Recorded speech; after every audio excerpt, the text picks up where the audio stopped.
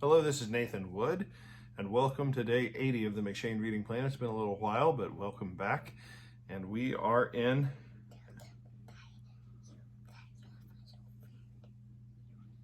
Oh, I've got a little friend with me. How are you going to talk about Jesus? We're in Exodus 32, John 11, Proverbs 8, and Ephesians chapter 1. Ephesians chapter 1, verse 10, that in the dispensation of the fullness of times he might gather together in one all things in Christ, both which are in heaven and which are in earth, even in him.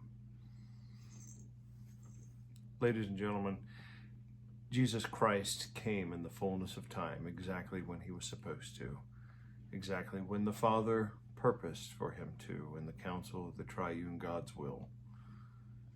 Jesus Christ came, not too early, not too late, just on time. Exactly the same way he came in John 11. He wasn't late.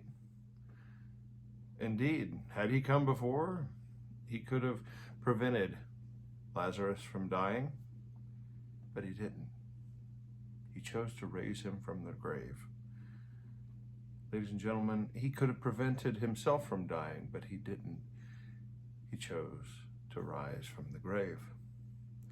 He could have forced Adam and Eve not to take the fruit, but instead he chose to rise humanity from the grave if they would come to him, if they would answer the call, if we will trust in Jesus Christ. Remember, the call of faith is a bringing back from the dead. It's also the same as Moses says on the Mount of Sinai. And he's up there a long time, a lot longer than it seemed that Charlton Heston was up there. But he comes down from the mountain. He says, "Who is on the Lord's side? Let him come to me." The children of Israel didn't give up religion. No, they just put a new God on the throne, an image of a calf. They put an altar in front of it. Aaron, the high priest, did. They convinced him to do it. A god of gold. And he called him the Lord.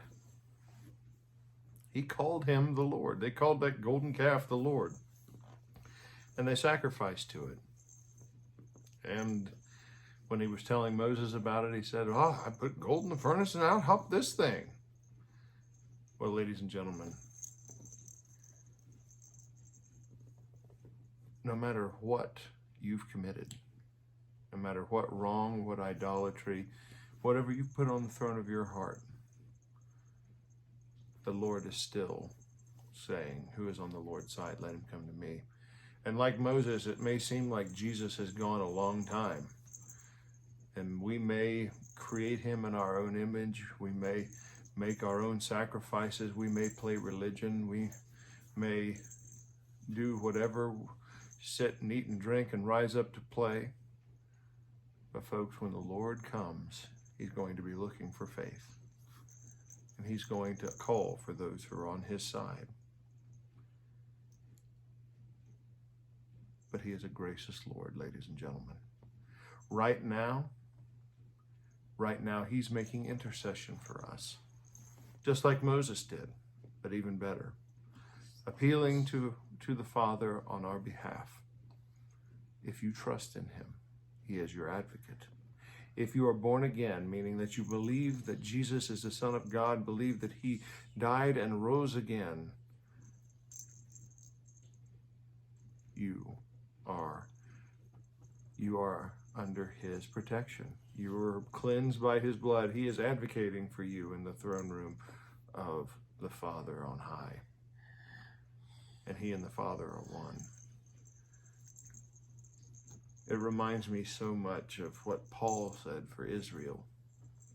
And this is so true, that God hasn't cast Israel out, but has been constantly faithful to them, showing his faithfulness to his promise. But remember, Paul said in Romans he wanted that all Israelites should be saved. And if that would mean that he would rather He would rather be accursed. He would rather lose his own salvation and be damned than have all of Israel blotted out. He would give himself up. He would be accursed himself for the sake of Israel. The same thing with Moses. Moses says, hey, if you cast off your people, blot me out of your book. Such intercession. And indeed, but these men could not perform that. But Jesus did. Jesus took the rejection. Jesus took the turning of the back of the Father. He bore the sin. We don't have to do that anymore. But friends, we must accept him. Who is on the Lord's side? Let him come unto me.